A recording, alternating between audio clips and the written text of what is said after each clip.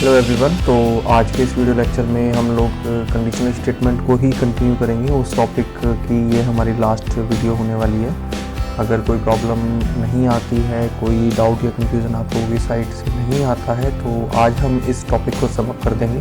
तो प्रोग्रामिंग के लिए चलिए सबसे पहले हमें क्या स्टार्ट करना होता है, हम अपने विजुअल स्टूडियो कोड को स्टार्ट करते हैं। तो VS कोड जैसे ही हमने स्टार्ट किया तो देखिए ये हमारा लास्ट लेक्चर का प्रोग्राम था जिसमें हमने यूज़र से एक वैल्यू को एक्सेप्ट कराया था।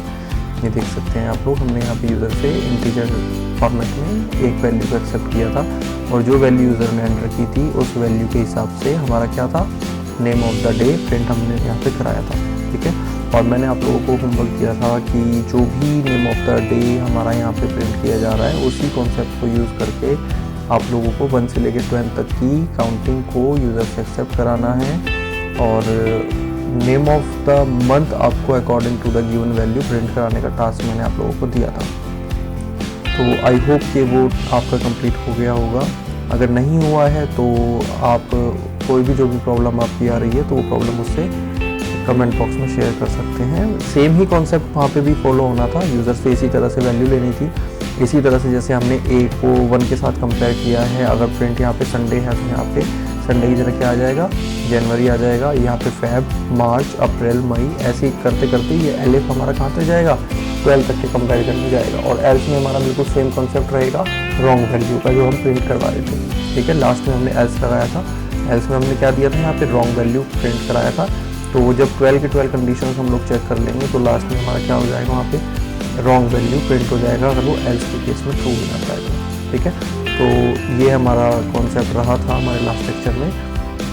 अभी हम इसको हटा देते हैं और हम अपना नया प्रोग्राम यहाँ पे शुरू करते हैं। नए प्रोग्राम के अंदर देखिए हम लोग क्या चेक करने वाले हैं, हम यहाँ पे लॉगिन सिस्टम के बारे में बात करने वाले हैं कि किसी भी सोशल मीडिया पे अगर आप लॉगिन करते हैं अपने अकाउंट से तो लॉगिन करते टाइम आपको जो यूज़र आईडी और पासवर्ड एंटर करना पड़ता है और यूज़र आईडी पासवर्ड एंटर करने के बाद आप किस तरह से वहाँ पे अपनी वैल्यू को ऑथेंटिकेट कराते हैं और किस तरह से आपका अकाउंट लॉगिन होता है, उसके बारे में हम यहाँ पे बात करते हैं। ठीक है, सेम कॉन्सेप्ट हमारा यहाँ पे रहेगा, लेकिन हमें एक चीज़ यहाँ पे सबसे पहले समझनी है, वो ये है कि जब हम किसी भी सोशल मीडिया पे अपने अकाउंट को लॉगिन करते हैं तो उससे पहले हमें क्या करना होता है, हमें अपना एक अकाउंट सेटअप करना होता है उस सोशल मीडिया वेबसाइट पे। यानी कि जब हम अपनी किसी भी सोशल मीडिया वेबसाइट पे अपना अकाउंट बनाते हैं तो वहाँ पे हम अपना यूज़र आईडी और पासवर्ड जनरेट करते हैं। जो भी यूज़र आईडी पासवर्ड हम सबसे फर्स्ट टाइम पे यानी कि अकाउंट को साइन अप करते टाइम पे जनरेट करते हैं, वो यूज़र आईडी और पासवर्ड हमारे उस सोशल मीडिया के सर्वर पे जाके सेव हो जाता है। तो जैसे ही उस सर्वर पे जाके आपका यूज़र आईडी और पासवर्ड सेव हो जाता है तो उसके बाद जब भी इन फ्यूचर आप अपने सेम अकाउंट को सेम यूज़र आईडी और सेम पासवर्ड के साथ लॉगिन करते हैं तो आपने इन फ्यूचर जो यूज़र आईडी और पासवर्ड डाला है वो हमारे सर्वर पे कंप्यूटर सिस्टम की मेमोरी के अंदर जो यूज़र आईडी पासवर्ड ऑलरेडी पहले से सेव है, जो कि आपने अपने सोशल मीडिया अकाउंट को बनाते टाइम सेट किया था, वो उसके साथ कंपेयर होता है कि दोनों यूज़र आईडी और दोनों पासवर्ड एक दूसरे से मैच हो रहे हैं या नहीं हो रहे हैं। अगर वो दोनों मैच हो जाते हैं तो आपका अकाउंट लॉगिन हो जाता है, अदरवाइज आपका लॉगिन नहीं हो पाता है, वो इनवैलिड यूज़र आईडी और पासवर्ड का मैसेज दे देता है। ठीक है, यानी कि हमारा जो सर्वर कंप्यूटर सिस्टम है उस सर्वर कंप्यूटर सिस्टम के पास ऑलरेडी हमारा यूज़र आईडी और पासवर्ड सेव रहता है। इसको हम क्लाइंट सर्वर आर्किटेक्चर भी कहते हैं। मैं थोड़ा सा इसके बारे में अगर आपको बताता हूँ तो क्लाइंट सर्वर आर्किटेक्चर में क्या होता है, एक सर्वर कंप्यूटर सिस्टम होता है जो कि सारे डेटा को होल्ड करता है, सारे डेटा को मैनेज करता है, और एक क्लाइंट कंप्यूटर होता है जो यूज़र की तरफ से यूज़ किया जाता है। हम लोग जो कंप्यूटर सिस्टम यूज़ करते हैं नॉर्मली वो सर्वर कंप्यूटर सिस्टम नहीं होते हैं, वो क्लाइंट कंप्यूटर सिस्टम्स होते हैं। क्योंकि क्लाइंट कंप्यूटर सिस्टम का काम क्या होता है, क्लाइंट कंप्यूटर सिस्टम अपने साइट से रिक्वेस्ट को सेंड करता है, सर्वर कंप्यूटर सिस्टम उस रिक्वेस्ट को रिसीव करता है जो कि क्लाइंट साइट से सेंड की गई है, उस रिक्वेस्ट को रिसीव करके उसको ऑथेंटिकेट करता है और उसके बदले में एक रेस्पॉन्स जनरेट करके वापस से क्लाइंट कंप्यूटर सिस्टम के पास भेज देता है। इस कॉन्सेप्ट को कहा जाता है हमारा क्लाइंट सर्वर आर्किटेक्चर। तो क्लाइंट सर्वर आर्किटेक्चर का ही इस्तेमाल हमारे लॉगिन प्रोसीजर में भी होता है। जब भी हम किसी सोशल मीडिया अकाउंट पे अपना अकाउंट को लॉगिन करते हैं जो कि हमने पहले से बनाया हुआ है, तो उस केस में क्या होता है, एक यूज़र आईडी और पासवर्ड हमारे सर्वर पे ऑलरेडी पहले से सेव किया गया हुआ होता है और जब हम इन फ्यूचर उस सोशल मीडिया पे अपना अकाउंट लॉगिन करते हैं तो जो आईडी और पासवर्ड हमने डाला और डालने के बाद हम लॉगिन बटन पे जैसे ही क्लिक करते हैं तो एक रिक्वेस्ट को जनरेट किया जाता है और वो उस रिक्वेस्ट को सर्वर कंप्यूटर के पास ले जाया जाता है। तो सर्वर कंप्यूटर सिस्टम ये चेक करता है कि जो यूज़र आईडी पासवर्ड मेरे पास ऑलरेडी सेव है और जो यूज़र आईडी पासवर्ड अब इस रिक्वेस्ट के अंदर आ रहा है, क्या ये दोनों एक दूसरे के साथ मैच करते हैं। अगर ये कंडीशन ट्रू हो गई, अगर ये दोनों यूज़र आईडी और पासवर्ड एक दूसरे से मैच हो जाते हैं तो हमें वहाँ पे सक्सेसफुली लॉगिन करा दिया जाता है हमारे अकाउंट के अंदर।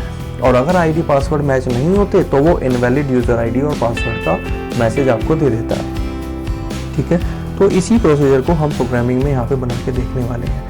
तो चलिए इसको हम शुरू करते हैं। जैसे कि मैंने आपको बताया कि हमारे सर्वर कंप्यूटर के पास पहले से यूज़र आईडी और पासवर्ड सेव रहता है, तो हम यहाँ पे क्या करते हैं, हम यहाँ पे सबसे पहले एक यूज़र आईडी और पासवर्ड पहले से तैयार करके एक वेरिएबल के अंदर सेव कर लेते हैं। तो हम यहाँ पे यूज़र आईडी नाम से एक वेरिएबल बना लेते हैं जिसके अंदर हम user121 यहाँ पे सेव कर देते हैं। ठीक है, हमने एक यूज़र आईडी के नाम से एक वेरिएबल बनाया जिसमें हम user121 एक आईडी बना लेते हैं और उसको हमने यहाँ पे सेव कर दिया। और पासवर्ड के लिए pwd नाम का एक वेरिएबल बना लेते हैं जिसमें हम 1 2 3 4 एक पासवर्ड सेव कर देते हैं। ठीक है, अब हमें क्या करना है, अब हमें यूज़र से वैल्यू को एक्सेप्ट करना है। यूज़र जो वैल्यू डालेगा वो हमें यहाँ पे लेनी है। हम क्या करते हैं, ए नाम का एक वेरिएबल बनाते हैं। ए नाम के वेरिएबल में इनपुट फंक्शन के अंदर एंटर यूज़र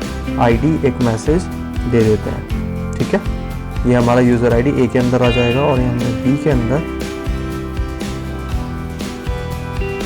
इनपुट करा लेते हैं किसको, इसके पासवर्ड को।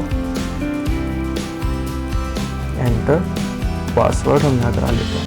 अब देखिए जो हम यूज़र आईडी और पासवर्ड यहाँ पे एंटर करा रहे हैं वो हम इनपुट फंक्शन की मदद से एंटर करा रहे हैं। इसका मतलब क्या है कि जो यूज़र आईडी आएगी वो किस फॉर्मेट में आएगी, स्ट्रिंग के फॉर्मेट में आएगी। अब ए के अंदर जो वैल्यू स्ट्रिंग के फॉर्मेट में आ रही है यूज़र आईडी, यानी कि वो किसके साथ कंपेयर होने वाली है, इस वेरिएबल के साथ कंपेयर होने वाली है जिसकी वैल्यू बाय डिफ़ॉल्ट हमने क्या बना दी, डबल कोट में रख के उसको स्ट्रिंग टाइप बना दिया है। बट जो पासवर्ड है हमारा pwd, इसको हमने न्यूमेरिकल वैल्यू बनाई है। ये हमारा 1 2 3 4 डायरेक्ट न्यूमेरिकल वैल्यू है। तो या अब हमें क्या करना पड़ेगा, या तो हम इसको डबल कोट में रखेंगे ताकि हमारा जो वैल्यू का कंपैरिजन हो बी के साथ वो हमारा स्ट्रिंग फॉर्मेट में कंपेयर किया जा सके। बिकॉज हमने यहाँ पे भी क्या किया है, इनपुट फंक्शन का यूज़ किया है जो कि क्या करेगा, बाय डिफ़ॉल्ट स्ट्रिंग टाइप में हमें वैल्यू को एंटर कराएगा। ठीक है, तो क्योंकि हमारा डेटा टाइप मिसमैच ना हो तो हमें क्या करना पड़ेगा, या तो यहाँ पे इनपुट करते टाइम जो वैल्यू यूज़र एंटर कर रहा है या तो हम उसको बाय डिफ़ॉल्ट इंटीजर में कन्वर्ट कराएंगे ताकि वो हमारा इसके साथ मैच हो सके अब डेटा टाइप, या फिर इस पासवर्ड pwd नाम के वेरिएबल को हम लोग स्ट्रिंग बना देते हैं। तो हम क्या करते हैं, इसको स्ट्रिंग बना देते हैं। या हम क्या कर सकते हैं, अगर हम इसको स्ट्रिंग नहीं बनाना चाहते हैं तो हम पासवर्ड किस फॉर्मेट में एक्सेप्ट कराएंगे, इंटीजर फॉर्मेट में हम इसको एक्सेप्ट करा लेंगे। ठीक है, तो दोनों में से कोई भी प्रोसीजर आप लोग फॉलो कर सकते हैं। मैंने इसको इंटीजर में कन्वर्ट करा दिया। अब मुझे क्या करना है, अब मुझे कंपैरिजन करना है। कंपैरिजन के लिए क्या करेंगे, हम यहाँ पे लिखेंगे if user ID equal equal किसके, ए के, एंड हमने एंड ऑपरेटर का इस्तेमाल किया। प्रीवियस क्लास के अंदर हम एंड ऑपरेटर पे डिस्कशन कर चुके हैं। pwd इक्वल इक्वल b, अगर दोनों ही कंडीशंस हमारी ट्रू हो जाती हैं तो हमें क्या करना है, प्रिंट, हमें प्रिंट करना है सक्सेसफुली लॉगिन। हम यहाँ पे सक्सेसफुली लॉगिन प्रिंट कर देंगे। और अगर ये कंडीशन हमारी फेल हो जाती है तो हमें क्या प्रिंट करना है, तो हमें प्रिंट करना है यहाँ पे इनवैलिड यूज़र आईडी और पासवर्ड। ये स्पेलिंग गड़बड़ हो गई, इसको हम ठीक कर देते हैं। यूज़र आईडी और पासवर्ड हमने यहाँ पे प्रिंट करा दिया। ठीक है, अब इस प्रोग्राम को हम लोग रन करके देखते हैं। प्रोग्राम को जैसे ही हम रन करेंगे तो देखिए यहाँ पे मेरे से पूछा जा रहा है एंटर यूज़र आईडी। मैं यहाँ पे यूज़र आईडी एंटर कर देता हूँ। पहले इसको गलत हम एंटर कर लेते हैं। हमने यूज़र आईडी में हिमांशु एंटर कर दिया, इसने मुझसे पासवर्ड मांगा, मैंने पासवर्ड सपोज मान लीजिए 1 2 3 4 सही एंटर कर दिया। ठीक है, तो इसने मुझे क्या बोल दिया यहाँ पे, इनवैलिड यूज़र आईडी और पासवर्ड, यानी कि आपका यूज़र आईडी या पासवर्ड में से कुछ भी एक गलत हो सकता है। ठीक है, प्रोग्राम को अब हम यहाँ पे दोबारा से लॉगिन करने की कोशिश करते हैं। हम यहाँ पे अब इस बार यूज़र 121 और पासवर्ड 1234 एंटर करते हैं। तो यहाँ पे देखिए क्या आया, हमारा सक्सेसफुली लॉगिन, यहाँ पे आउटपुट स्क्रीन पे मैसेज आ चुका है। ठीक है, तो ये प्रोसीजर होता है हमारा किसी भी सोशल मीडिया अकाउंट पे या किसी भी वेबसाइट पे जहाँ पे भी आप अपना अकाउंट जनरेट करते हैं, तो वहाँ पे यूज़र आईडी और पासवर्ड के लिए हम इसी कॉन्सेप्ट को यूज़ करते हैं। ठीक है, तो इस तरह से हम लोग क्या कर सकते हैं, यूज़र आईडी और पासवर्ड को ऑथेंटिकेट करा सकते हैं यूज़र की तरफ से। आया समझ में? ठीक है, तो इस प्रोग्राम को आप लोग अपनी तरफ से प्रैक्टिस करके देखना। बहुत सिंपल सा प्रोग्राम है, बहुत छोटा सा प्रोग्राम है, मैक्सिमम 8 लाइन के अंदर हमारा ये प्रोग्राम कंप्लीट हो गया।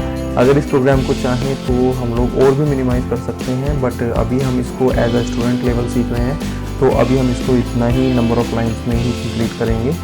आने वाली क्लासेज में जब हम पाइथन को एडवांस लेवल पे सीखने की कोशिश करेंगे, तो हम वहाँ पे देखेंगे हम अपने प्रोग्राम को किस तरह से मिनिमाइज़ कर सकते हैं। ठीक है, तो चलिए, ये हमारा प्रोग्राम हमारा कंप्लीट हो चुका है।